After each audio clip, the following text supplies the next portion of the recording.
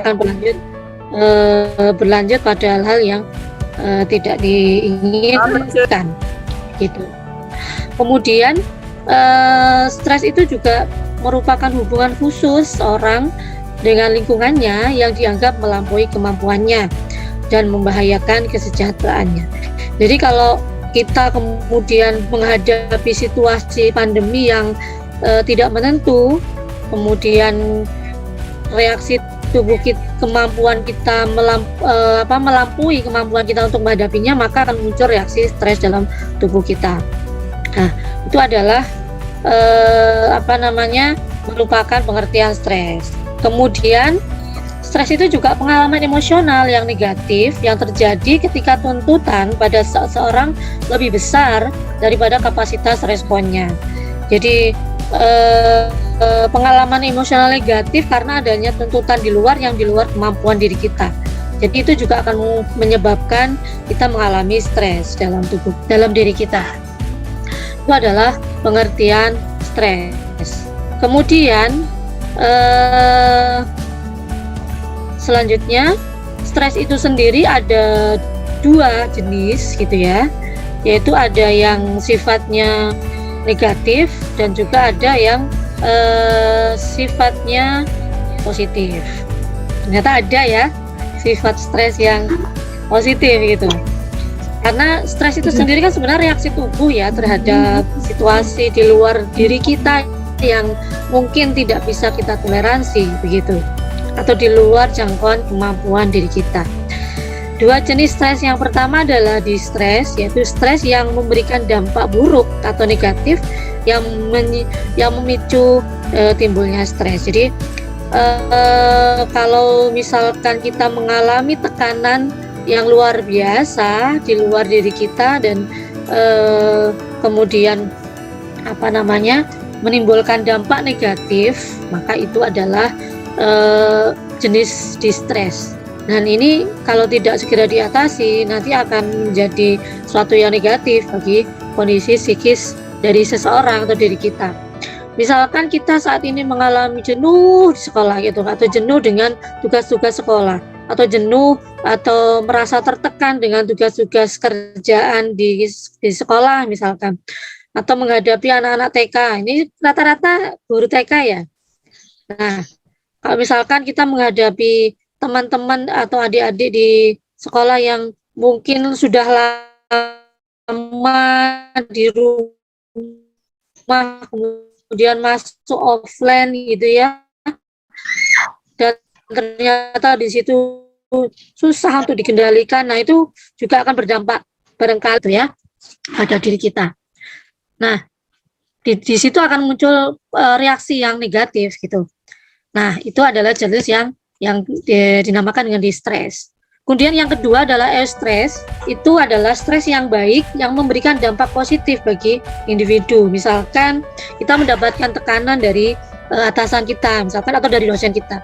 Ayo kamu harus mengerjakan ini, tugas-tugas yang menumpuk. Kemudian kita mereaksi bahwa ini adalah sebuah tantangan gitu ya, sebuah tantangan.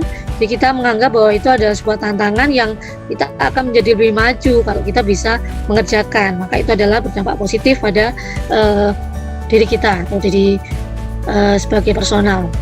Oke. Baik. Sebentar, apa suara saya bisa didengar ya? Soalnya agak jaringan ya.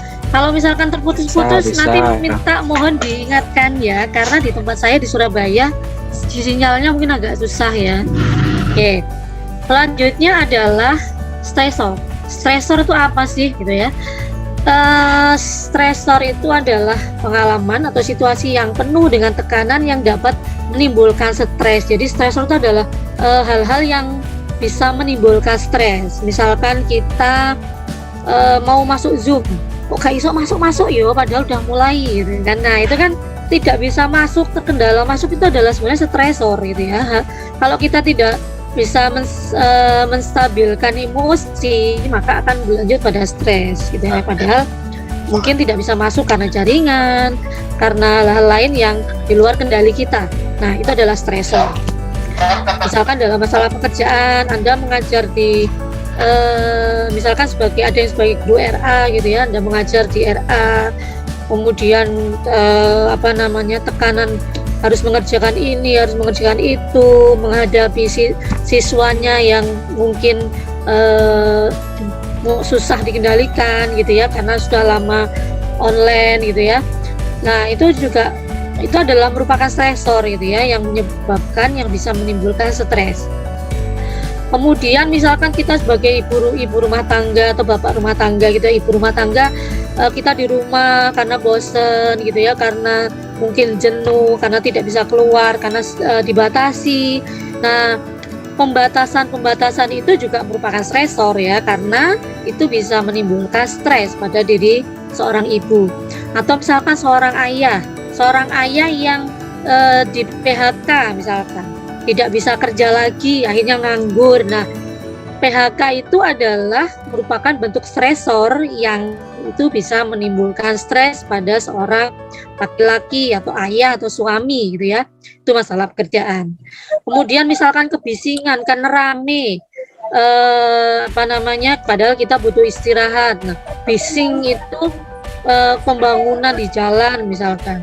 Bising itu juga merupakan stresor. Atau misalkan sekarang yang lagi situasi sekarang adalah misalkan terjadi gunung meletus gitu ya. Nah, itu semua juga merupakan stresor bagi seorang individu gitu ya, atau menyebabkan stres pada seseorang gitu ya. Yang selanjutnya duka dan kehilangan. Mungkin kehilangan keluarga yang ditinggalkan karena Gunung Semeru itu bisa menjadi stresor gitu ya, menjadi stresor bagi seseorang, yang itu akan menyebabkan munculnya stres gitu ya, ketika ada keluarga yang meninggal, kemudian kehilangan begitu ya. Nah, itu adalah bentuk stresornya.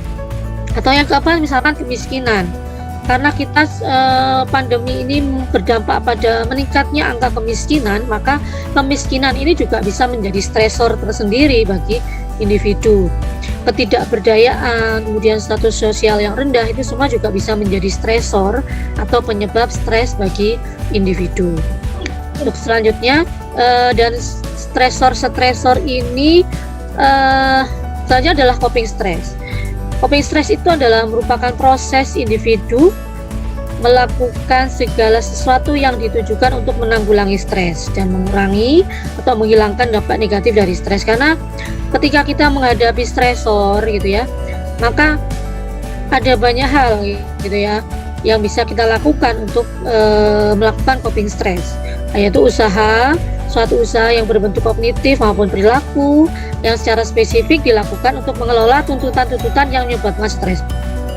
Jadi kita tidak bisa diem gitu ya ketika kita dalam situasi stres, tapi harus ada hal atau ada coping stress yang kita lakukan untuk mengurai atau mengurangi rasa stres yang kita rasakan.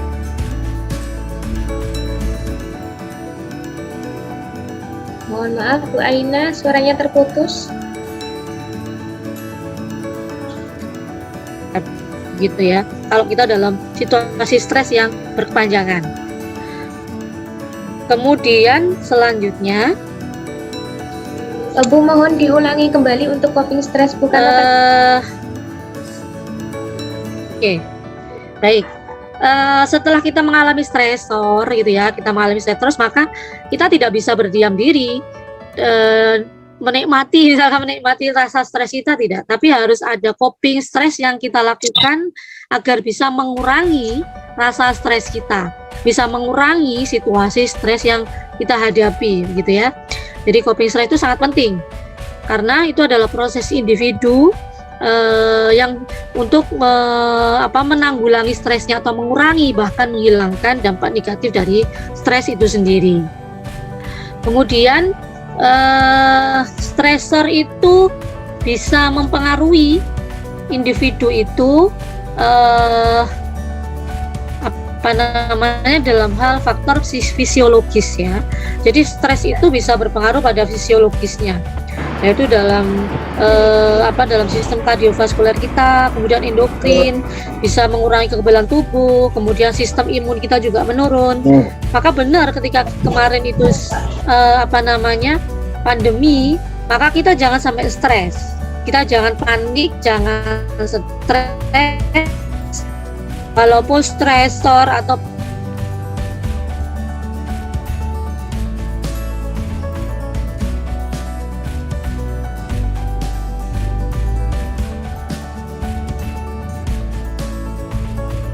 mati.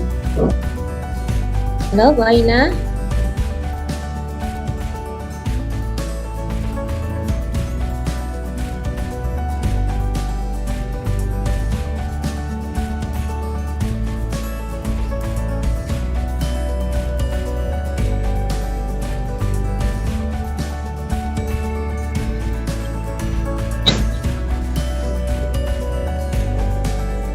Halo.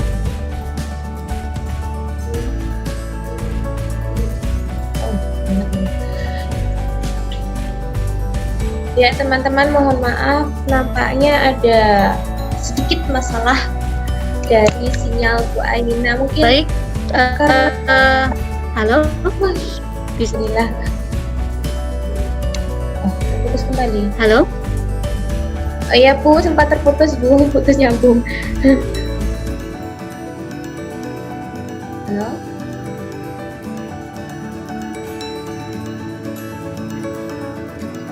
Ya, Ibu bisa dilanjut. Halo. Amin. Ya, ternyata Bu Aina terpental kembali dan memang beliau sering memiliki masalah pada jaringannya di sana ya. Baik teman-teman, sambil menunggu sinyal Bu Aina terhubung kembali. Bisa didengar Mbak suara saya? Saya pindah posisi nih yang enak nih. Halo. Oke. Ya, bisa.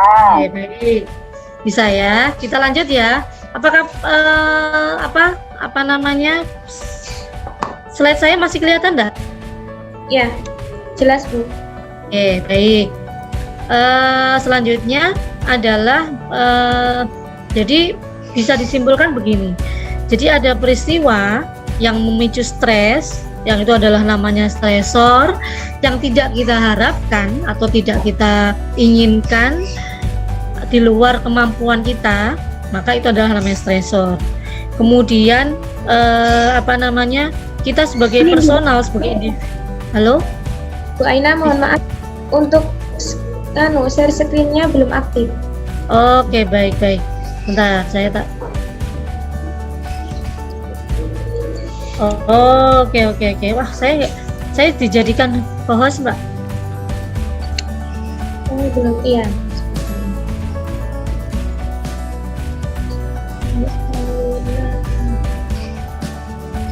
Nggak apa-apa, nggak usah pakai screen dulu sambil jalan gitu ya, kan udah mau selesai kok. Nanti setelah itu ke Bu Ayun dan itu kita langsung praktek. Justru nanti menariknya di Bu Ayun, karena ini sekedar pemaparan gitu ya. Jadi kemudian kita setelah kita menerima sesuatu yang tidak diinginkan, maka akan itu adalah stresor kita, dan sesungguhnya kognisi kita itu sudah memberikan penilaian gitu ya, penilaian terhadap apa yang tidak kita inginkan kita tidak inginkan tadi itu gitu ya. Kemudian di situ emosional kita merespon, fisiologis kita merespon, kemudian perilaku kita juga meresponnya. Nah, kemudian dari aspek fisiologis dari stres itu ada 3 fase. Yang pertama adalah fase alarm. Pada saat itu fase tubuh kita itu menggerakkan sistem saraf simpatetik untuk menghadapi ancaman dengan melepaskan hormon. Jadi pada saat itu ketika kita tidak ingin sebuah tekanan dari luar, dan tubuh kita tuh mereaksi gitu ya, itu adalah sistem alarm. Kemudian selanjutnya adalah fase penolakan. Pada saat itu tubuh kita tuh berusaha menolaknya. Tubuh kita menolak untuk mengatasi stresor yang tidak dapat dihindari. Nah, respon itu bisa berdampak pada tubuh kita. Kemudian selanjutnya adalah fase kelelahan. Dan selanjutnya ini yang paling cara mengelola dan mengatasi stres itu ada dua. Yang pertama adalah emotion focus coping, yaitu dengan cara fokus menghilangkan atau meredakan emosi yang muncul karena stresor, ya. Fokus pada meredakan rasa marah, rasa cemas, rasa duka yang kita rasakan. Itu yang pertama. Yang kedua adalah berfokus pada masalahnya, yaitu dengan cara menyelesaikan masalah-masalah yang kita hadapi. Jadi ada dua. Nah, barangkali pada saat ini nanti akan dilanjut dengan Bu Ayun. Materi yang kedua adalah berfokus pada meredakan emosi-emosi yang muncul pada saat kita mengalami stres. Oke, baik. Barangkali itu yang bisa saya sampaikan, dan kurang lebihnya mohon maaf. Dan selanjutnya kami kembalikan kepada moderator. Ya, terima kasih. Beliau aplausnya mulia untuk Bu Aina dari tempat masing-masing.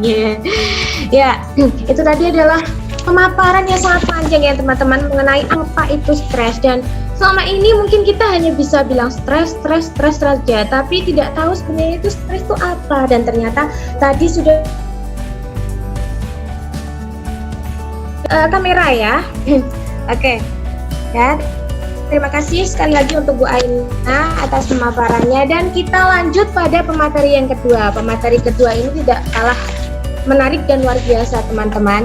Ya, saya bacakan terlebih dahulu dari kurikulum vitae beliau, yakni atas nama Bu Qurrota Ayuni Fitriana SPSI MPSI Psikolog.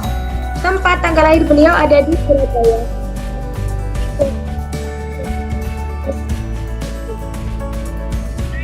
Rumah ada di Jalan Jembatan 63 Surabaya. Nomor HP beliau yang mau bersilaturahmi bisa dicatat ya.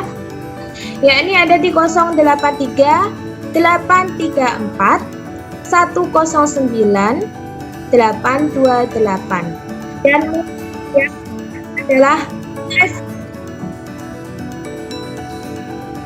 belajar dan beliau SDMI di SDN Jemur Wanasari 2 Surabaya, SMP di SMP Negeri 2 Jijah Surabaya. S1 beliau ada di Universitas Brawijaya Malang jurusan Psikologi, dan S2 beliau di Universitas Gadjah Mada Yogyakarta dengan mengambil Magister Psikologi Profesi Klinis. Dan untuk riwayat pendidikan non-akademik beliau ada di pelatihan MMPI 2 Diagnostik Komprehensif. Untuk pengalaman organisasi, wah ini ada beberapa saja teman-teman yang saya sebutkan ya. Ya, ini ada di Ikatan Psikolog Klinis, kemudian Himpunan Psikologi Indonesia, dan juga HI Kampus. Untuk prestasi beliau juga ternyata merupakan mahasiswi yang berprestasi selama di kuliah beliau ya. Yang pertama ada di lulusan terbaik jurusan Psikologi Universitas Brawijaya periode 2 tahun 2013. Kemudian yang kedua ada lulusan cum laude di Fakultas Psikologi UGM. Nah, mari kita sapa terlebih dahulu pemateri kita, teman-teman. Saya aktifkan kembali kamera panggilannya. Waalaikumsalam Kak Aziza. Panggil Ayun juga nggak apa-apa. Kak, panggil kakak juga boleh. Nggak beda jauh lah umurnya kita ya. Paling cuma 5 tahun lah ya. Iya. Makasih banyak untuk perkenalannya, dan juga tadi membacakan CV-nya. Harusnya namanya aja nggak apa-apa. Tak kenal maka tak sayang, makanya namanya aja Ayun gitu. Jadi silakan kalau mau lebih gimana? Mau lebih intens gitu silaturahminya, nanti bisa WA-WA-an sama jenengan. Siap, boleh. Iya, terima kasih saya ucapkan kepada Ibu Aina Amalia yang sudah memberikan kesempatan. Sangat terhormat sekali karena ini pertama kalinya saya main secara virtual nih ke STIM Nganjuk. Nggak pernah kayaknya ke Nganjuk ini cuman lewat-lewat aja gitu. Kalau dari Jogja ke Surabaya kan pulang tuh lewat aja, tapi nggak pernah main. Tapi ini virtual nih, diundang dan diajakin bareng sama Bu Aina. Terima kasih banyak, dan juga untuk teman-teman panitia dan teman-teman peserta hari ini. Excited sekali karena kita bisa belajar bareng ya. Saya pun belajar juga dari teman-teman nantinya untuk memproses diri dalam menangani stres, karena stres tadi yang sudah dijelaskan Bu Aina itu kan sebetulnya terjadi pada semua orang, dan kita yang notabene mungkin kayaknya baik-baik aja nih ibu guru, bapak guru, kan di sini kebanyakan ibu dan bapak guru di PAUD ya. Ini pasti seneng-seneng aja, padahal dalam hatinya ngadepin anak TK tuh capek banget gitu. Tapi ya udah, nggak apa-apa, kita belajar bareng-bareng untuk mengelola stres.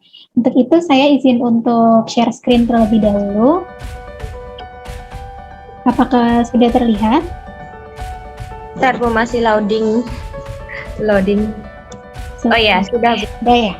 Oke. Gimana nih bisa search? Oke. Ya, jadi hari ini kita akan membahas relaksasi autogenik untuk mengelola stres. Jadi saya bagian relaksasinya.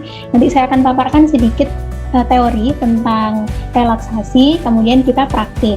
Nah, nanti mungkin akan ada beberapa tips yang bisa saya berikan kepada ibu bapak di sini, karena menghindar untuk PAUD ya, itu kan pasti banyak banyak hal yang nanti itu harus dilakukan secara kreatif.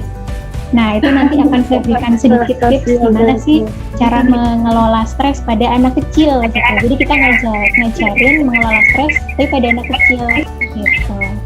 Bukan ini ya? Mungkin oke. Terima kasih kalau yang sudah memute. Nah, sedikit tadi tentang relaksasi, itu bagian dari emotional focus coping, karena coping itu kita bagi jadi dua.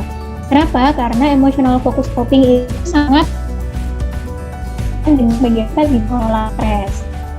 Nah, salah satunya dengan relaksasi. Relaksasi ini memang saya disclaimer dulu ya, tidak langsung menyelesaikan masalah. Kalau misalkan deh gini, aduh stres banget nih ngadepin anak, tadi ada yang nakal, misalkan nih nakalnya dia misal coret-coret tembok, padahal itu nggak boleh dicoret.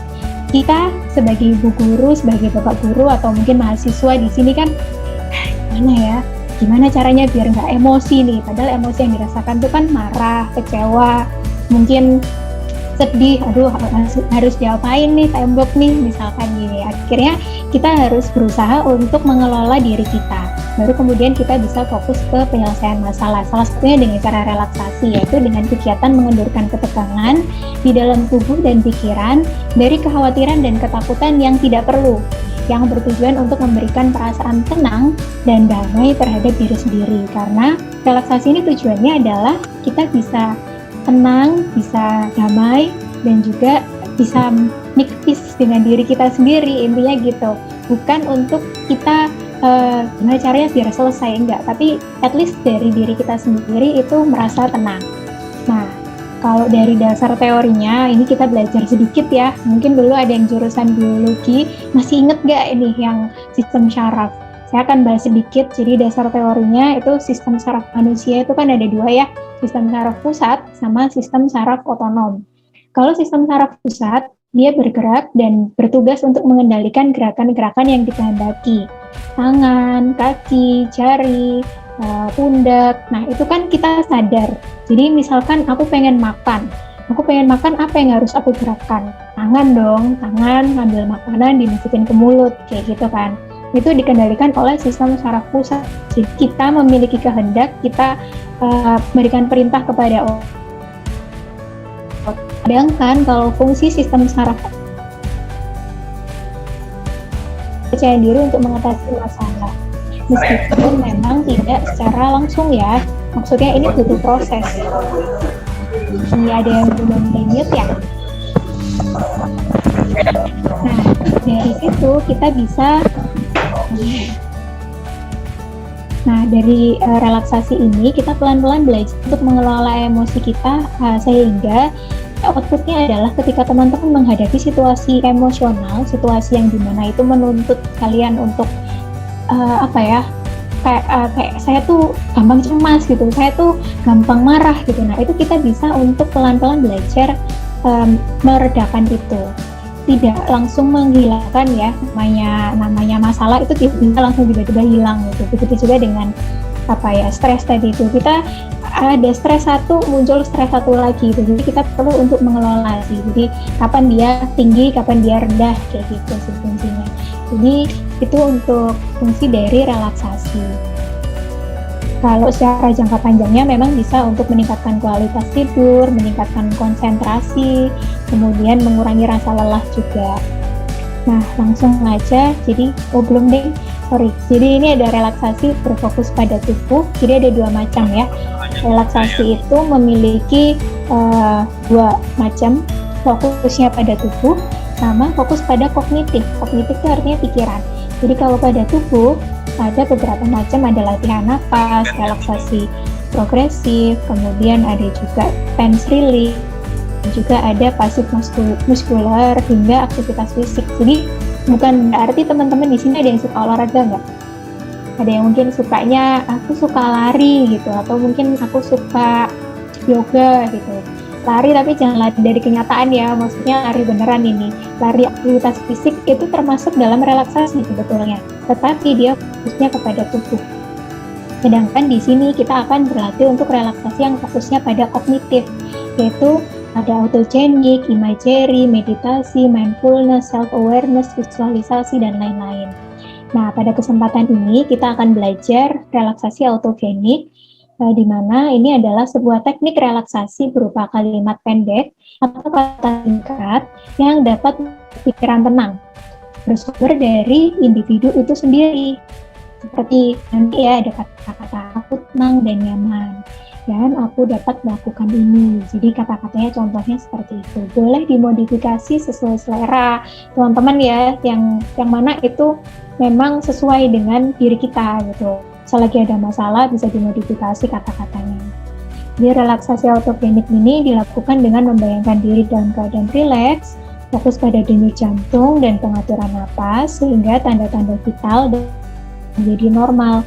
Tanda-tanda vital itu ada dari oksigen kita ya, dari nafas, kemudian dari denyut jantung dan nadi kita. Itu yang mungkin awalnya tinggi, itu bisa pelan-pelan tenang, bisa lebih calm di situ.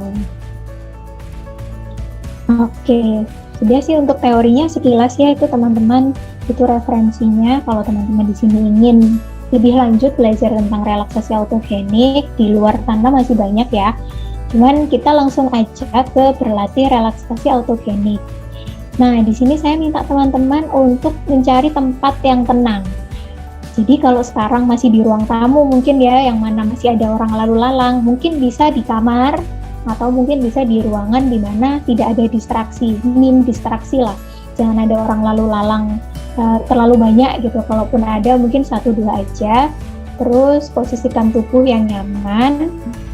Jadi sekarang sambil jalan aja kalau misalkan tempatnya lagi nggak kondusif gitu. Kalau di pinggir jalan mungkin agak nggak kondusif ya, tapi usahakan mungkin pakai headset supaya nanti teman-teman bisa lebih mendengarkan instruksinya lebih jelas. Kemudian nanti teman-teman ada perubahan dalam tubuh, pelan kanan, kiri, napas, perut, dahi, nanti akan saya pandu. Kemudian fokus pada sensasi yang dirasakan dengan diiringi imajinasi yang menyenangkan. Nah, nanti akan saya pandu teman-teman untuk prosesnya. Jadi silahkan teman-teman untuk mencari tempat dulu. Nah, ini ada yang mungkin lagi ada di tadi itu mungkin lagi sambil bantuin orang tua atau di mana gitu. Mungkin minta izin 5 menit dulu. Kita mungkin butuh waktu 5-10 menitan kali ya. 10 menit. Ayun, maaf. Suaranya kecil sekali. Oh ya Kak, bentar. Halo, sudah kah? Belum. Oh, belum ya? Oke. Saya nggak pakai headset aja. Kalau kayak gini, gimana? Ini suaranya nggak masuk mikrofon, Bu. Gimana? Masuk nggak? Masuk. Sudah. Ya. Mulai dari sekarang. Oke, ya. Boleh dari sekarang teman-teman untuk mencari tempat yang nyaman, kemudian kurang lebih mungkin 10 menitan ya teman-teman kita akan berlatih. Itu teman-teman kita belajar untuk proses dengan diri kita. Gitu. Nggak perlu takut kalau ini tuh ini nanti ini ya apa namanya tuh klinik gitu. Enggak, ini sangat-sangat empiris teman-teman. Jadi ini adalah bagaimana kita bisa mengatur nafas supaya nantinya lebih bisa mengelola emosi. Nah, nanti kalau di sini nanti akan saya jelaskan akhir-akhir aja sih. Tapi di sini teman-teman kalau misalkan sudah merasa siap, boleh chat ya, langsung bilang sudah atau siap gitu ya. Jadi kita akan mulai. Mungkin beberapa detik saya akan coba setel musik dulu ya.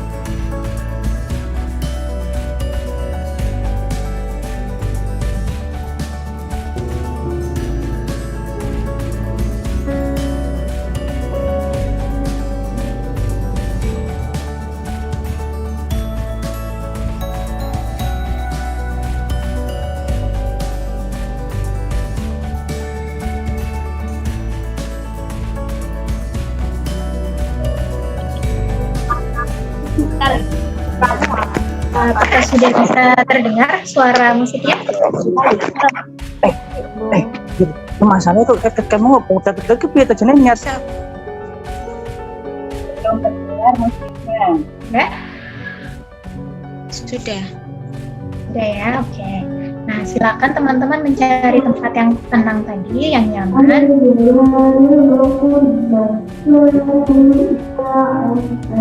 Baik, Kak.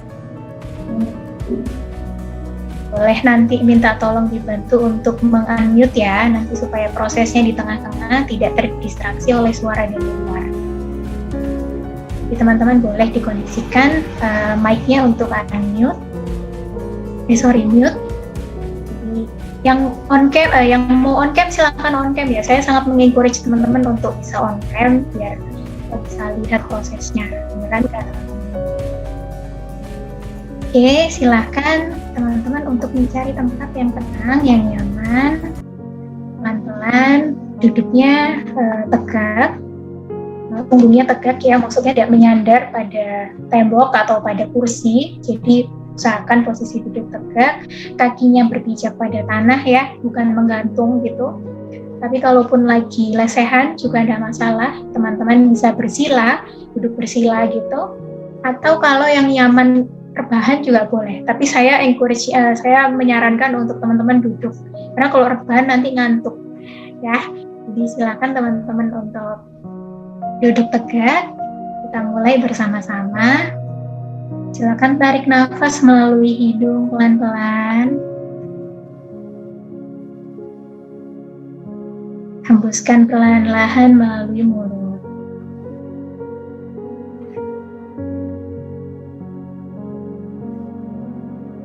Perlahan-lahan, coba untuk tarik nafas yang panjang,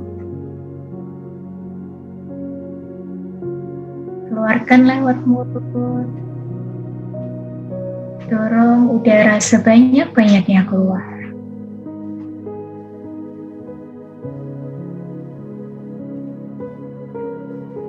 Tarik nafas pelan-pelan. Dan lewat perlahan-lahan.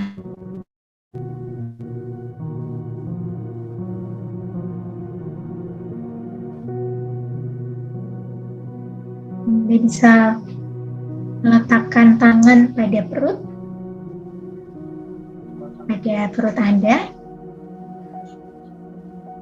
tangan kanan pada dada, dan tangan kiri pada perut.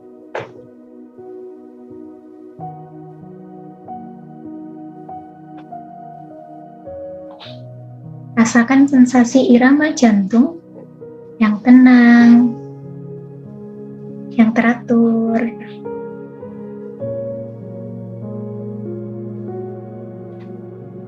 Perlahan-lahan nafas, ikuti irama jantung.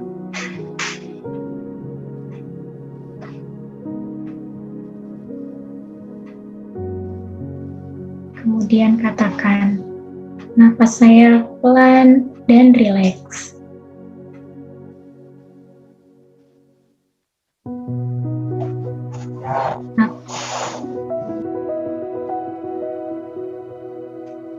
Nafas saya tenang dan pelan.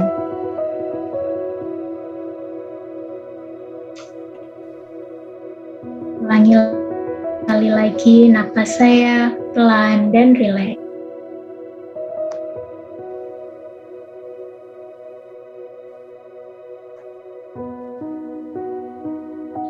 Lalu fokuskan kepada kepala. Kepala saya terasa sejuk.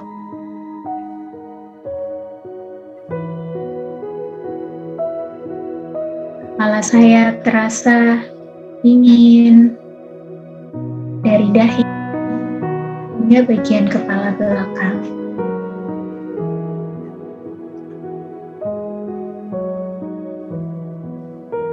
Rasakan sensasi lengan kanan dan kiri terasa berat perlahan-lahan, kemudian menjadi terasa hangat.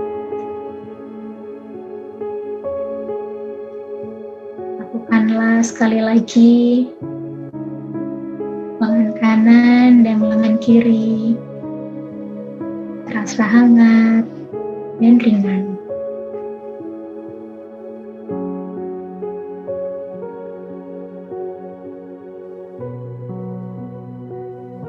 Lalu fokuskan kepada perut. Perut saya terasa hangat dan ringan.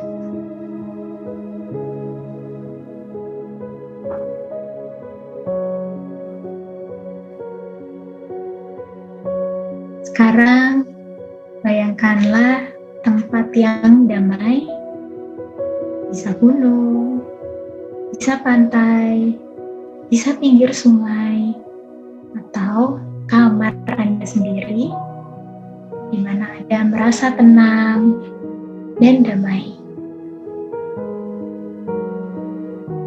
Dengarkan sensasi yang muncul, suara air, suara angin,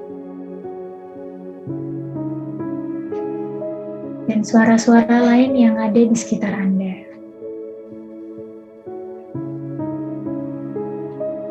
Anda merasa sangat nyaman, bisa menjadi diri sendiri, dan bebas. Ambil jeda sejenak untuk nikmatilah napas dan rasakan sensasi yang dirasakan dari ujung kepala hingga ujung kaki.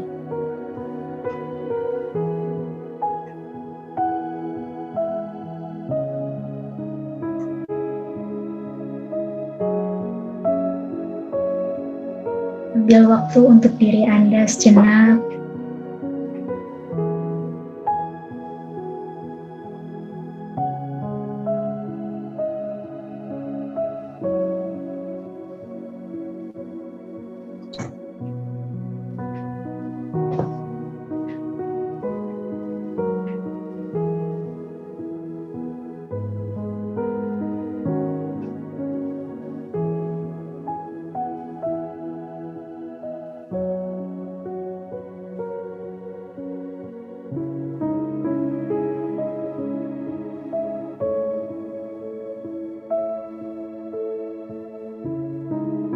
Anda bisa menarik napas dan hembuskan perlahan-lahan. Rasakan sensasi rileks dan ringan dalam diri Anda.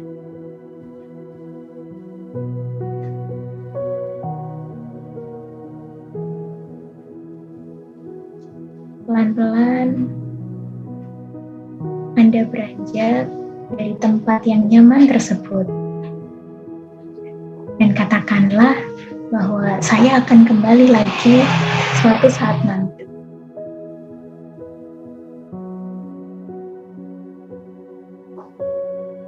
Rasakan napas yang perlahan dan rileks.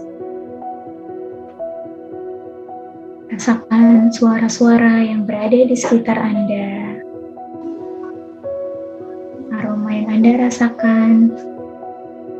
Dan sensasi tubuh yang perlahan-lahan kembali lagi ke tempat Anda saat ini.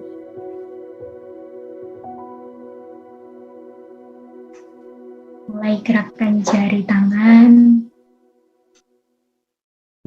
jari kaki, dan saat Anda sudah siap, bukalah mata Anda.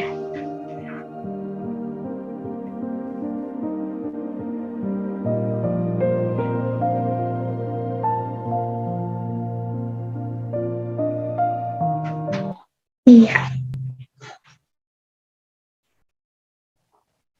Gimana teman-teman? Ada yang mau, mungkin di sini ada yang ingin menyampaikan 3 kata yang dirasakan oleh dirinya pada saat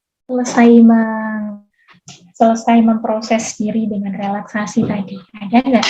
Mungkin volunteer 1 orang.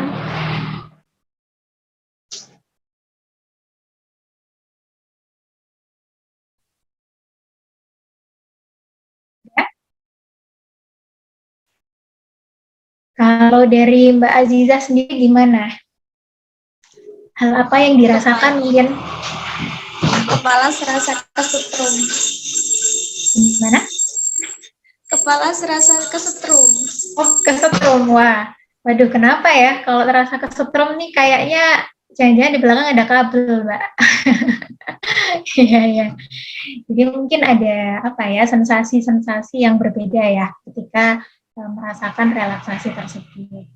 Setiap orang mempunyai respon yang beda-beda. Jadi ketika merasakan bahwa ada sensasi seperti tadi, yaitu sebagai hal yang kita perlu kita perlu untuk rasakan, tapi tidak perlu untuk diinterpretasi apapun sebetulnya.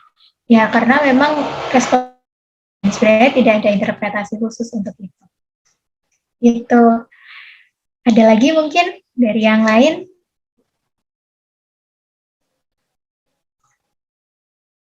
Nggak ada?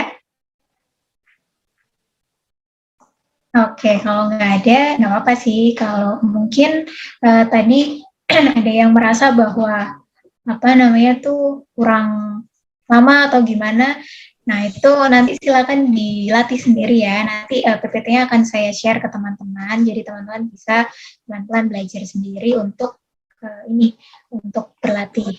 Itu karena memang kalau kita berlatih di Zoom kayak gini memang akan ada kekurangannya karena kita nggak ketemu langsung ya. Tapi kalau misalkan kita ketemu langsung kita bisa sharing lebih bebas. Tapi kalau kayak gini it's okay, teman-teman bisa latihan sendiri selama konsisten dan nggak perlu lama-lama. 3 menit aja menurut saya, bukan menurut saya sih, jadi saya melakukan ini tuh, maksudnya melakukan meditasi, mindfulness, dan beberapa yang lain tuh hanya 3 menit setiap hari itu nggak masalah. Dan teman-teman mungkin bisa dibarengi ya dengan zikir, itu juga bisa banget supaya kita bisa merasa tenang, bisa merasa rileks, itu juga bisa. Spiritual juga di situ. Nah, mungkin tadi terakhir ya yang ingin saya sampaikan kepada teman-teman, tadi ada sedikit tips kepada Bapak Ibu guru yang ada di sini. Tadi saya sambil share screen ya untuk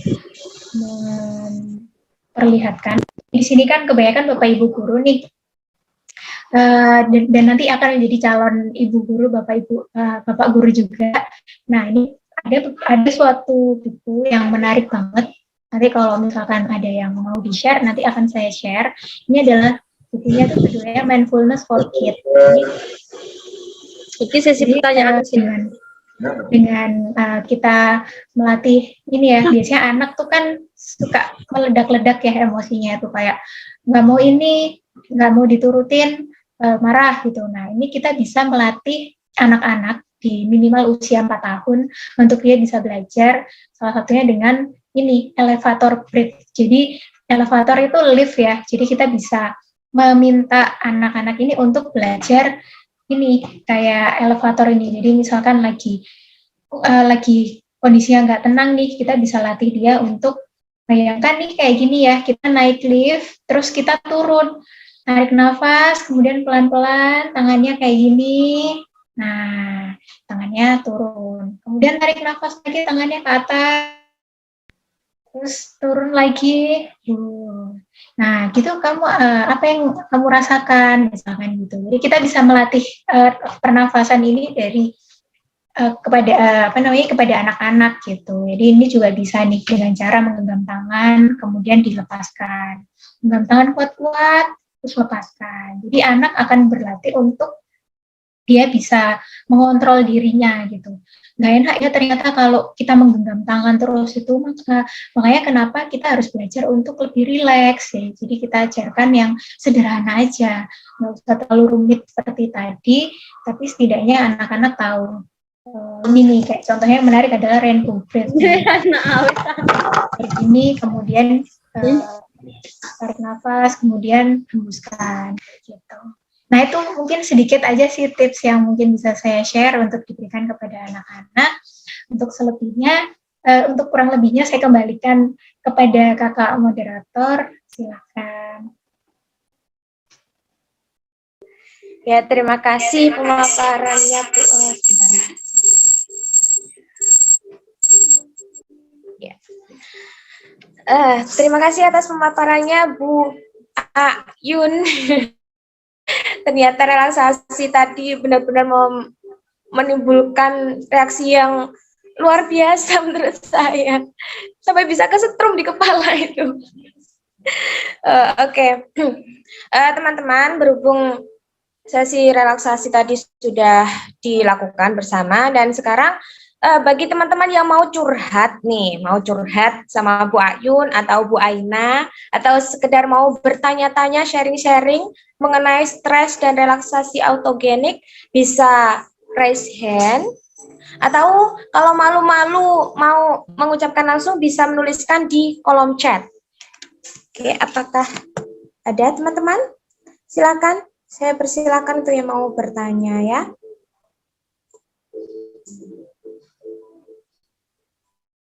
Halo, Kak Carlo Ponti atau apa mau bertanya ini kok? Raise hand.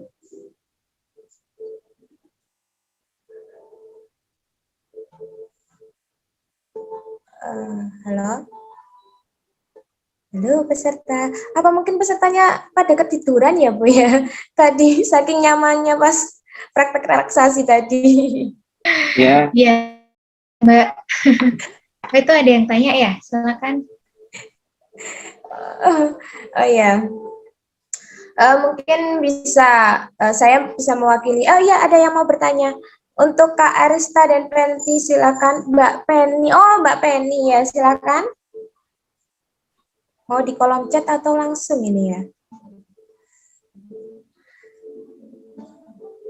Ya, ditunggu. Halo, Assalamualaikum. Waalaikumsalam. Mau langsung aja Mbak ya? Mau nulis di kolom kok ampanya lama. Silakan. Saya mau bertanya kepada Ibu Ayun, nggih. Ini kan kemarin ada kasus seorang mahasiswa yang dikabarkan bunuh diri karena depresi. Nah, apakah salah satu penyebab depresi itu juga awalnya dari stres? Bagaimana, Bu? Saya ingin tahu jawabannya. Terima kasih. Oh ya, kasus yang sangat menarik Bu untuk dibahas ini. Oke, saya persilakan untuk pemateri Bu Ayun ya. Ya, mohon. Ya, terima kasih pertanyaannya, Ibu Arista. Ya, itu memang kasus yang sangat miris dan ya di satu sisi kita tidak memungkiri itu ada, tapi di satu sisi itu sedihnya ini triggering banget untuk mereka yang memang memiliki kondisi depresi gitu. Nah, kalau dibilang apakah memang berawal dari stres? Iya, gitu. Karena ketika seseorang itu tidak bisa mengelola stresnya dengan efektif, itu akan bisa berkembang. Tadi kan dijelaskan oleh Bu Aina bahwa ketika orang mengalami stres, itu pilihannya ada dua. Dia bisa eustress atau distress. Ketika itu menjadi distress dan itu tidak terkelola dengan baik, akan bisa mengembangkan ke gangguan yang lebih berat. Nah, salah satunya adalah kecemasan dan yang bisa lebih parah yaitu depresi. Depresi ini tidak selalu bunuh diri sebetulnya. Depresi itu kan juga ada tingkatannya, gitu. Jadi ada ringan, sedang, berat. Kalau depresi yang dia ini hingga ada pemikiran suicide, bunuh diri, itu biasanya depresi sudah berat diiringi dengan adanya kondisi yang lain gitu. Jadi dia tidak punya support system yang bagus. Kemudian itu tadi ya karena kondisinya mungkin dia punya support system dari ayahnya, tapi ayahnya meninggal, akhirnya dia memiliki pemikiran yang apa ya istilahnya tuh kayak ingin melepaskan rasa sakit secara emosional dengan cara ya ini mengakhiri hidup. Gitu. Jadi sebenarnya bukan rasa sakit secara fisik yang ingin dia akhiri, tapi secara emosional gitu. Jadi kalau misalnya tadi pertanyaannya berawal dari stres, iya, gitu. Jawab ya, atau mungkin ada tanggapan, boleh?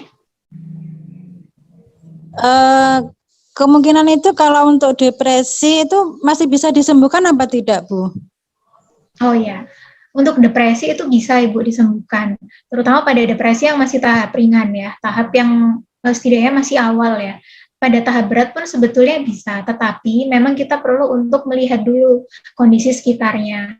Ketika kita udah intervensi kepada satu orang ini ya, pasien atau klien ini, tapi ternyata kondisi di sekitarnya tidak mendukung. Jadi banyak sekali kasus di mana orang ini depresi, dianya udah ada keinginan untuk sembuh, untuk mau berubah gitu. Tapi orang-orang di sekitarnya enggak, biasanya keluarganya, temannya, pokoknya lingkungannya tuh tidak mendukung. Jadi perlu ada apa ya kerjasama di situ. Tapi kalau disembuhkan, kalau depresi karena itu sifatnya neurotis itu yang nggak sampai psikotik ya. Psikotik itu ini gangguan jiwa berat. Kalau depresi aja ya, maksudnya satu gangguan aja itu masih sangat berat. Ini memang butuh kerjasama. Dan butuh waktu tentunya ya, nggak mungkin hanya dalam 1-2 hari, tahunan bisa mungkin 5 tahun bisa. Tapi tergantung orangnya juga. Seperti itu mungkin Ibu Arista. Iya, Bu, terima kasih. Iya, sama-sama. Ya, seperti itu pemaparannya. Ya, bagaimana Bu Penny dan Mbak Arista, apakah sudah bisa dimengerti tadi? Sudah Iya, puas Mbak, ya bisa. dengan jawaban dari Bu Ayun? Iya, terima kasih. Oh ya, saya kira sudah ya. Dan tadi kan penanya pertama sudah ke Bu Ayun. Sekarang bagaimana kalau pertanyaan selanjutnya kita tujukan ke Bu Aina? Monggo silakan teman-teman yang mau bertanya. Assalamualaikum. Bisa raise hand, menekan tombol raise hand, atau menulis langsung di komentar.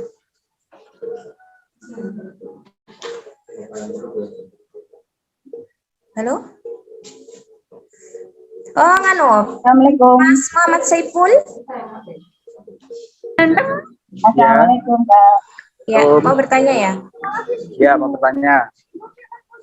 Oke, silakan. Mohon diaktifkan kameranya biar kelihatan. Ada acara ini Apa soalnya. wujudnya? Wujudnya. Ya, silakan. Ini kan mau bertanya. Ini kan mendekati yang namanya skripsi kan. Nah, itu bagaimana kita mengatasi kita tidak terlalu stres untuk memikirkan skripsi tersebut. Seperti itu. Iya, bau-bau semester akhir ya. Ya, ini yang menjawab Bu Aina atau Bu Ayun ya? Monggo. Monggo Ibu Aina mungkin saya nambahin aja. Ya, silakan Bu Aina. Oke, terima kasih. Siapa tadi yang bertanya ya? Mas Muhammad Saiful ya? Iya, Bu. Oke, baik. Oke, Bu. Ini Mas Muhammad Saiful semester berapa? Semester 7, Bu. Apa prodinya? Ekonomi syariah. Oke, baik. Sebenarnya itu pertanyaan yang bagus ya. Artinya itu akan menjadi problem atau menjadi apa ya, stresor bagi semua mahasiswa yang sudah pada tingkat akhir itu ya, karena di situ ada beban untuk mengerjakan skripsi, untuk segera lulus. Jadi tuntutan-tuntutan itu bisa menjadi stresor dan itu menyebabkan stres pada seseorang. Sebenarnya ada dua hal ya, seperti yang tadi sudah saya jelaskan untuk bagaimana mengatasi stres ketika akan menjalani skripsi gitu ya. Nah, yang pertama itu adalah emotion focus coping, yaitu Anda mulai berusaha untuk meredakan emosi stresnya, emosi-emosi yang muncul, kecemasan, marah gitu ya. Kenapa kok ada skripsi segala, misalnya, aduh cemas aku, ada tuntutan skripsi, aduh aku sedih. Nah, itu kan adalah reaksi-reaksi stres yang muncul ya secara emosi. Nah, itu yang bisa dilakukan dengan meredakan emosi itu. Salah satunya dengan cara relaksasi yang tadi sudah diajarkan atau dipandu oleh Bu Ayun, gitu ya. Yang pertama, yang kedua adalah pada mengatasi masalahnya, yaitu problem fokus, coping fokus. Jadi berfokus pada menyelesaikan masalahnya. Jadi setelah tadi emosinya stabil, kemudian emosi-emosi yang muncul sudah bisa diredakan, maka fokusnya pada penyelesaian masalahnya, yaitu yang mulai menyicil, mempersiapkan skripsinya. Apa yang harus disiapkan? Misalkan mulai nyari judul gitu ya, mulai mencari masalahnya, fokus masalahnya apa gitu ya, kemudian mulai mengumpulkan referensinya, kemudian mulai menuliskan latar belakangnya. Jadi dua hal ini adalah strategi Anda untuk mengatasi stres ketika menghadapi tuntutan skripsi.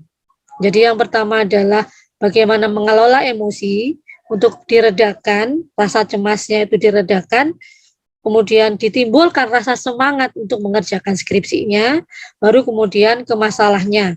Jadi bagaimana menyelesaikan masalahnya tadi itu yang mempersiapkan skripsinya. Jadi begitu. Kemudian Iya, Bu. Gini, Bu. Ya. Kalau Gimana? seumpamanya itu kan cara pertama itu untuk merelaksasi, untuk menurunkan seperti emosi dan lain-lain. Nah, biasanya itu kebanyakan kan kalau emosi dan lain-lain itu turun, malah itu jatuhnya cuek. Makanya cueknya gini, bodoh amat lah, atau mungkin barangkali malah jadi apa ya, kayak malas untuk mengerjakan itu gitu loh, Bu. Karena ini makin membres. Nah, seperti itu. Ya memang harus dikembalikan ke motivasi diri sendiri, bahwa kewajiban dan tanggung jawab, nah itu harus dikembalikan. Tapi ketika kita sudah bisa memikirkan bahwa itu adalah tanggung jawab, kemudian itu adalah kewajiban, dan insya Allah akan timbul rasa semangat. Nah, sekarang persoalannya adalah bagaimana ketika dalam situasi down begitu ya, memunculkan semangat itu bagaimana? Ya memang kalau misalkan kita sendiri belum bisa, ya kita mendatangi, berkumpul dengan atau menonton hal-hal yang menimbulkan motivasi berprestasi, motivasi untuk berkarya gitu ya. Artinya ditimbulkan motivasinya dulu. Karena memang stres itu kadang-kadang juga menimbulkan kita apatis gitu ya, kalau itu tidak segera diselesaikan. Nah, salah satunya itu tadi kita untuk memunculkan rasa motivasi itu dengan cara menonton video-video yang memberikan motivasi, kemudian membaca quote-quote yang bikin kita semangat gitu ya. atau kita membaca atau mendengarkan YouTube yang itu bisa memunculkan, menumbuhkan rasa semangat. Nah, kalau sudah semangat berarti rasa stres sedikit sudah berkurang gitu ya. Stresor sudah bisa kita atasi lah ya, gitu, karena sudah muncul rasa semangat dalam diri. Kan tidak mungkin kan Anda terpuruk menikmati rasa keterpurukan, kan tidak mungkin. Karena setiap orang pasti tidak mau menikmati keterpurukan kan gitu. Pasti harus ada daya dorong gitu ya, daya juang yang itu bisa muncul dari diri Anda sendiri atau dari lingkungan. Begitu. Kalau misalkan dari diri kok gak muncul-muncul ya, minta nasihat ke orang tua, ke orang-orang yang pintar, minta tolong dinasihati. Karena mungkin dengan nasihat itu bisa menumbuhkan motivasi. Gitu. Artinya banyak cara. Begitu ya. Harus melakukan banyak hal, Mas. Karena tekankan pada diri sendiri bahwa jangan sampai kita selalu dalam posisi terpuruk. Karena Allah memberikan kemampuan pada kita sebagai manusia untuk berpikir. Berpikir itu adalah menjadi manusia khairu ummah, menjadi sebaik-baik makhluk. Kalau kita sudah menuruti rasa apatis, berarti kita menyalahi kodrat dari Allah yang diberikan oleh Allah. Karena Allah itu menciptakan manusia untuk makhluk berpikir, menciptakan manusia dengan segala kemampuannya, dan itu kita diciptakan oleh Allah menjadi makhluk yang sebaik-baik makhluknya. Jadi begitu. Itu cara untuk memotivasi. Cara untuk memotivasi diri ketika kita dalam situasi yang down begitu. Nah, kalau sudah itu muncul, nah, baru ke step selanjutnya. Karena siapa yang bisa menyembuhkan diri kalau bukan diri kita sendiri? Kita tidak bisa berharap pada orang lain untuk menyembuhkan diri kita kalau kita sendiri tidak mau bangkit. Kalau kita tidak mau lebih baik. Kan begitu. Kita mau jagakan siapa? Jagakan guru, jagakan dosen, jagakan orang tua, Kak, mungkin. Kita harus bisa berdiri di atas kaki kita sendiri untuk bisa menjadi lebih baik. Kalau kita nuruti malas, ya pasti malas. Dan itu bertentangan dengan kodrat yang diberikan oleh Allah. Nah, seperti itu cara untuk memotivasi diri. Mungkin seperti itu. Ketika kita sudah termotivasi, nah ini sudah satu step langkah nih, baru ke step selanjutnya. Begitu, barangkali. Gimana, Mas? Mama Ya, Saiful. Ya, Jadi terima begitu kasih ya. untuk penjelasannya. Ya, Jadi, mungkin ini Bu, ada tambahan lagi, boleh nggak? boleh. Untuk gimana kan biasanya gini, apa ya? Kan nanti kan ada namanya dosen pembimbing. Nah, biasanya itu mahasiswa dan dosen pembimbing itu pasti bertentangan pemikiran. Nah, itu kan pasti menjadi problema ke mahasiswanya yang bikin menjadi stres. Nah, untuk mengatasinya itu seperti apa, Bu? Oke. Bentar. Oke, baik. Mungkin Bu Ayun ini. Jadi kalau ada masalah dengan dosen pembimbing gitu ya. Ya, Bu. Ya, Bu. Oke. Ya, saya menambahkan dari apa yang tadi sudah dijelaskan Bu Aina. Ini kasus kayak gini nih banyak sekali. Banyak klien saya yang kasusnya kayak gini. Nggak cocok sama dosennya. Terus saya harus gimana, Mbak? Gitu. Gimana, Bu? Yang pertama, kita perlu make a peace dulu sama diri kita. Kadang kita nggak bisa menerima kenyataan ya, bahwa kita itu berbeda pendapat. Kita merasa bahwa kita benar, padahal sebetulnya kita nggak tahu yang benar siapa. Nah, itu kita perlu untuk menyadari itu yang pertama. Jadi Saiful di sini mulai berlatih untuk melihat suatu hal dari banyak sisi. Mungkin dosen ini berpikir bukan karena dia jahat, bukan karena beliau jahat, tapi beliau ingin apa. Nah, kita perlu untuk menanyakan. Kalau misalkan bertanya-tanya sendiri, kadang kita tuh mumet sama pikiran negatif kita kan. Kayak, wah, dosen ini nggak mau aku lulus cepet.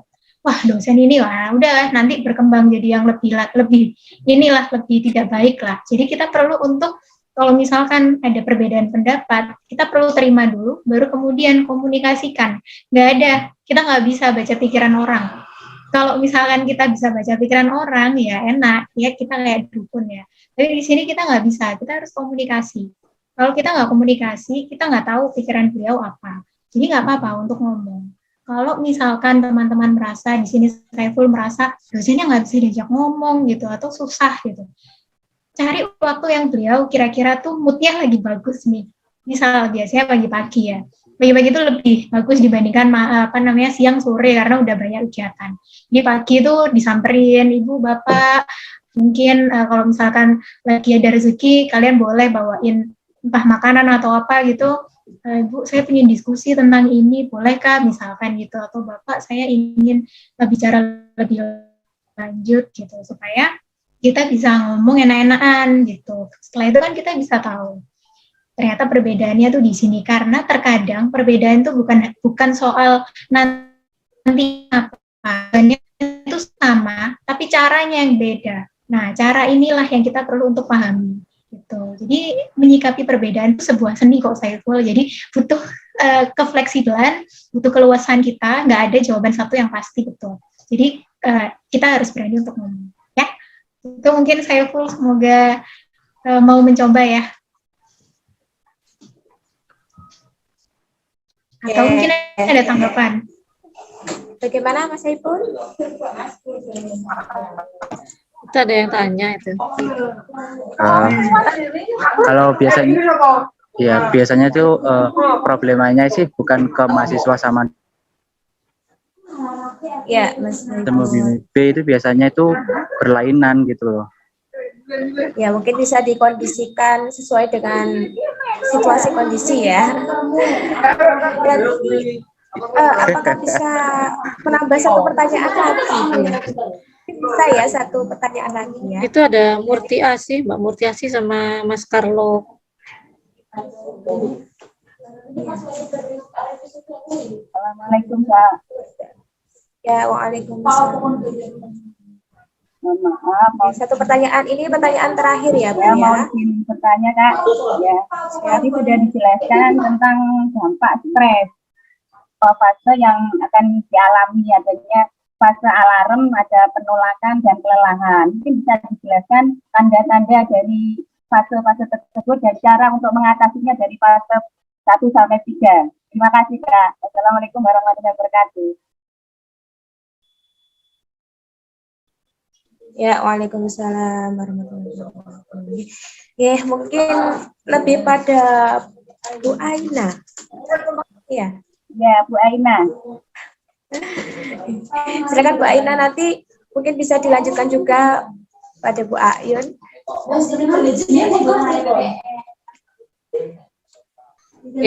Baik, terima kasih Bu Murti Asih. Bu Murti Asih ini apa, guru atau? Ya, guru TK, Bunda. Oke, baik Bunda Murti Asih ya.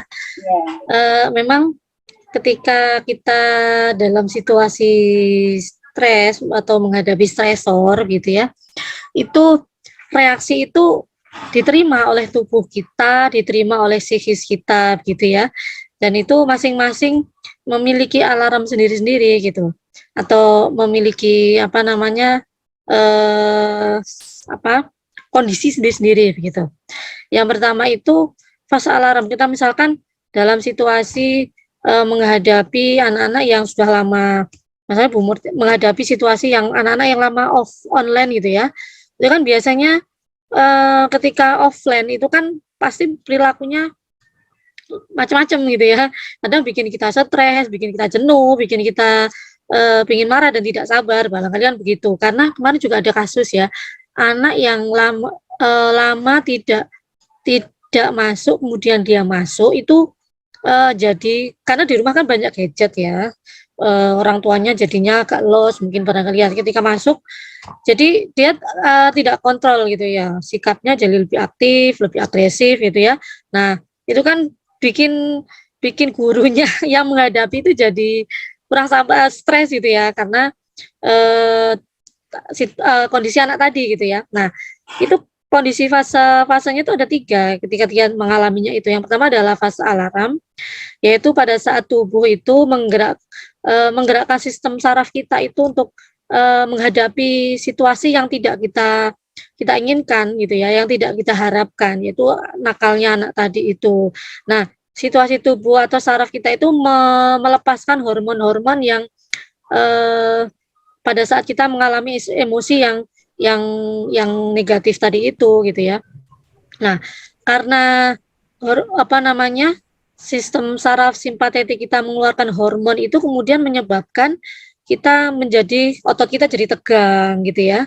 Kemudian tekanan darah kita jadi lebih kuat, deg-degan, kayak gitu-gitu. Nah, itu adalah sistem alarm kita. Jadi kalau misalkan kita mulai deg-deg gitu ya ngadepi, nah itu berarti alarm tubuh kita bahwa kita dalam situasi stres. Atau kita jadi tegang, otot-otot kita jadi tegang, terus kita gampang capek gitu ya. Nah, itu berarti tubuh kita memberikan alarm bahwa kita dalam situasi stres. Itu fase pertama. Kemudian fase kedua adalah fase penolakan. Fase pada saat ini tubuh itu berusaha menolak ya, atau berusaha mengatasi stresor yang tidak bisa kita hindari. Anak-anak yang tidak terkontrol tadi itu, yang tidak bisa kita hadapi tadi itu gitu ya. Tubuh kita itu berusaha gitu ya, berusaha menolak atau berusaha mengatasinya gitu. Dan jadi di situ tubuh kita itu melakukan fight gitu ya, berjuang gitu, istilahnya begitu. Nah, pada beberapa kasus tubuh yang pada akhirnya akan bisa beradaptasi terhadap stresor yang kita hadapi, dan pada beberapa kasus tidak bisa gitu ya. Makanya ketika situasi seperti ini berulang kali, bahkan dalam jeda waktu yang tidak terlalu lama, maka itu akan ketika fase penolakan ini mungkin tubuh kita jadi drop kayak gitu-gitu ya. Kalau misalkan tubuh kita tidak bisa menetralisir ya, tubuh kita jadi drop. Tapi kalau misalkan dalam situasi ini ternyata bisa fighting, maka tubuh kita akan kembali normal. Artinya tekanan darah tadi yang ketika fase alarm jadi lebih normal. Kemudian otot-otot juga mengendur lagi, melemas lagi, kayak begitu-gitu. Nah, kemudian selanjutnya adalah fase kelelahan. Fase kelelahan ini pada saat stres yang terus berkelanjutan ya, yang tubuh tidak bisa menetralisir tadi itu, maka fase ini akan menguras energi banget gitu ya. Tubuh kita akan jadi lebih lelah, kemudian mungkin autoimunnya itu jadi menurun gitu. Imun tubuh menjadi lebih menurun. Ketika ada virus jadi rentan terkena. Jadi kayak gitu-gitu. Itu fase yang fase kelelahan. Jadi itu ada tiga fase ya, Bun, ketika seseorang mengalami stres. Jadi itu adalah fase dalam fisiknya, fisik seseorang ketika dia mengalami stres.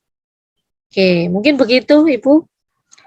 Bu Mustiasi, untuk mengatasinya bagaimana dari tanda-tanda seperti itu? Nah, ya itu harus diatasi tadi tuh, Bun. Pertama, dari sisi emosinya harus stabilkan dulu dengan cara tadi relaksasi, kemudian meditasi, begitu. Itu adalah salah satu cara. Terus yang kedua adalah ya menyelesaikan problemnya, menyelesaikan masalahnya. Misalkan anaknya tadi yang tidak bisa dikendalikan, ya kita selesaikan. Gimana anak ini bisa kita kendalikan? Jadi ada dua, internal dan eksternal. Internalnya adalah kita netralisir dulu emosi kita. Kemudian yang kedua adalah kita selesaikan masalah yang menyebabkan kita stres atau yang menjadi stresor tadi itu. Begitu Bunda. Barangkali yang bisa saya sampaikan, J. Mungkin Bu Ayun bisa nambah. Ampun, sudah lengkap tadi dari Bu Aina. Saya bingung mau nambah apa. Sudah lengkap. Oke. Demikian Bunda Murti Asih, SPD. Semoga bisa dipahami puas dengan pemaparan dari Bu Aina tadi. Ya, ya. Dan untuk teman-teman, berhubung waktunya sudah melewati batas, sesi selanjutnya adalah sesi penutup. Tapi sebelumnya, alangkah baiknya kalau kita membuat suatu kenang-kenangan dengan foto bersama. Oke, mohon semuanya untuk mengaktifkan kamera. Ya. Foto bersama. Wah. Ya, mengaktifkan kamera. Teman-teman, Mbak Tika Saada, Malu Kak, malu. Dalena. Tidak usah malu. Ya, semuanya Posisi di warung Kak, di warung. di warung. Bisa mikir dulu, cari view yang bagus. Ya, Mbak Eva Marifa, Mbak Yilda Febiola, dan teman-teman ya. Oke, sudah siap ya? Untuk slide pertama, di sini ada 4 slide ya. Oke, mari kita mulai dari slide pertama. Tunjukkan senyum manismu. 1, 2. Oke, bentar. Saya save dulu.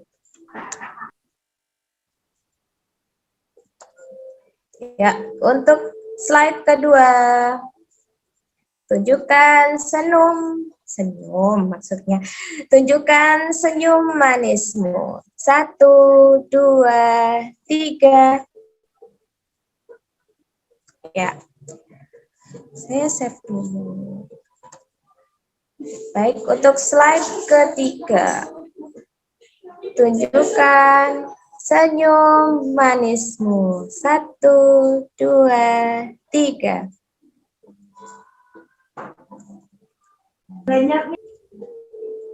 Ya, slide terakhir. Oke. 1, 2, 3. Oke. Kita simpan.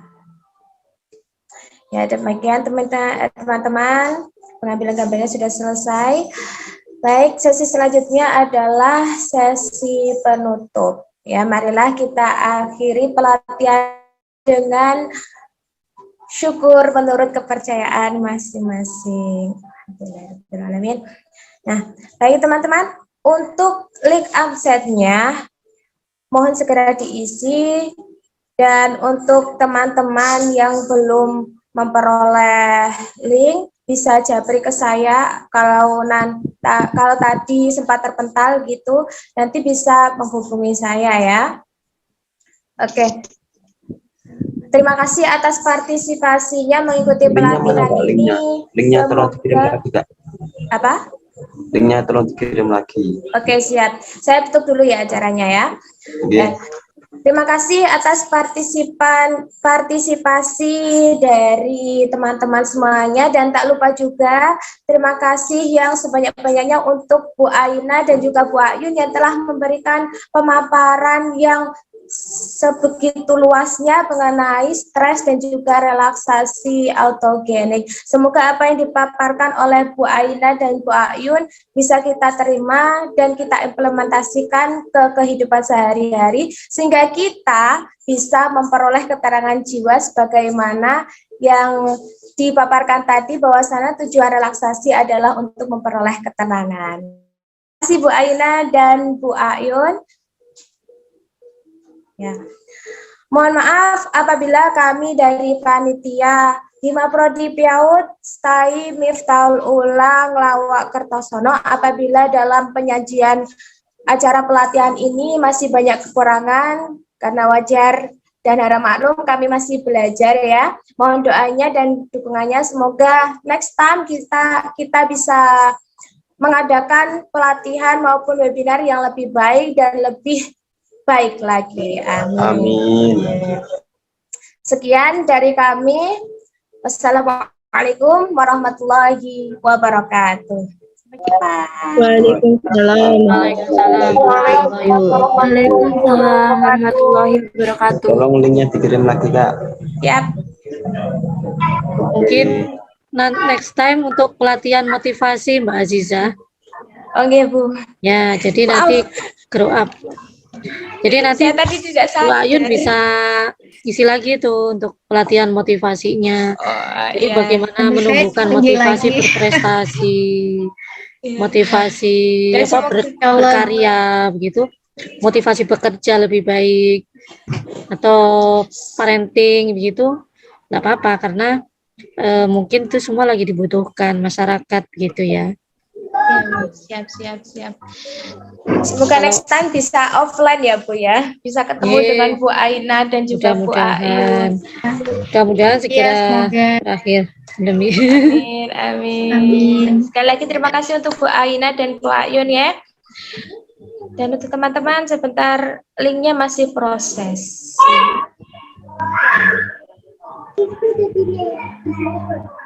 Linknya dikirim ke di chat kolom chat kan? Iya. Ya.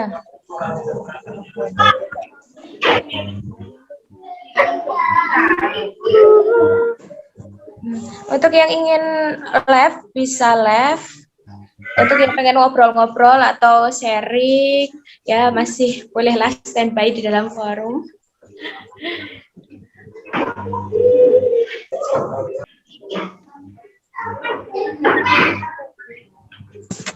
Masih nunggu linknya Kak.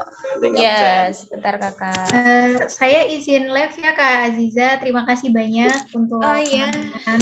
Terima Iya, kasih dan kembali juga Bu Ayu. Serta ya semoga bisa ketemu lagi. Bu Aina, terima kasih banyak. Terima kasih juga Bu Ayun atas Ya, sampai jumpa ya Bu di kampus. Insya Allah. Ini sebentar lagi kita offline ya Bu ya di kampus. Insya Allah gitu Bu katanya. Semester depan ya. Iya, Di kampus baru itu Bu. iya. Makin jauh saya. Sama Bu. Iya deh. Kalau gitu saya izin live. Terima Iya, kasih hatur semua. nuhun. Sehat ya. Assalamualaikum. Waalaikumsalam. Mbak Aziza, saya juga izin live ya Mbak Aziza ya. Terima kasih waktunya. Mudah-mudahan barokah, manfaat untuk kita semua dan sehat semuanya. Assalamualaikum. Waalaikumsalam.